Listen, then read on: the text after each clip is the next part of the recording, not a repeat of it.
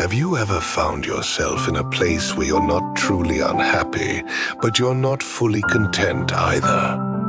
Where you feel like you're existing, but not truly living? People often settle for a level of despair they can tolerate, and they call it happiness.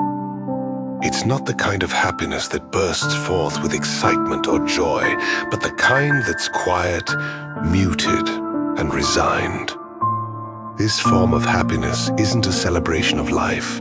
It's more of a gentle surrender. We convince ourselves that this comfort in mediocrity, this acceptance of dissatisfaction, is enough. It becomes the status quo, and we begin to wear it like a well-worn coat, finding it familiar and less painful than confronting the truth of our discontent. But what if this quiet resignation isn't actually happiness at all? What if it's just a defense mechanism, a coping strategy against the discomfort of change? Too often, we become content with dissatisfaction, mistaking it for fulfillment. We tell ourselves that as long as we're not in outright despair, we're fine. We tell ourselves that the dull ache of longing, that sense of yearning for something more, is just a part of life, something to be tolerated. But this kind of contentment isn't genuine. It's a compromise. It's easier to live with the illusion of contentment than it is to face the truth of our unhappiness.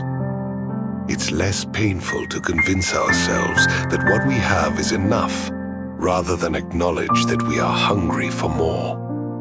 The truth of our dissatisfaction is like a quiet whisper in the back of our minds, urging us to do something, to change, but we ignore it, choosing comfort instead. We fear the discomfort that comes with growth, the uncertainty that comes with change, and so we stay within the bounds of what's familiar. There's a certain safety in staying within these confines. The familiar, even if unfulfilling, feels less threatening than stepping into the unknown. We're afraid of what might happen if we try to break free, yet we're equally afraid of staying in a situation that doesn't nourish us. So we settle. We convince ourselves that we are happy enough, that we've done well enough. We tell ourselves that this is the best it gets, that peace is found in acceptance of our limitations. But in doing so, we compromise our potential for true fulfillment. True happiness is expansive. It's boundless, unrestrained, and alive with possibility. It's not about settling for what we can tolerate. It's about reaching for what we deserve. Genuine happiness requires courage. It requires the willingness to face the discomfort of change, to step into the unknown, and to let go of the safety of mediocrity. When we allow ourselves to truly pursue the things that light us up, we enter into a space where growth is inevitable. Happiness, in its most authentic form, is a force that propels us forward, urging us to expand and evolve. But when we choose to call our dissatisfaction happiness, we choose to remain in place. We choose stagnation over transformation. We choose comfort over courage. And in doing so, we deny ourselves the chance to live fully, to experience the richness of life that comes with embracing change, uncertainty, and the pursuit of what truly brings us joy. The choice to live in the bounds of mediocrity isn't a choice for happiness.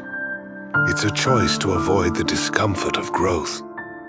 But we must ask ourselves, is the comfort staying the same worth the price of not knowing what could have been? Is it worth sacrificing the possibility of true fulfillment for the sake of avoiding the challenges that come with change? True happiness isn't found in resignation. It's found in the courage to break free, to let go of what's comfortable, and to step into the unknown. It's found in the pursuit of something greater, something that stretches us, challenges us, and allows us to grow.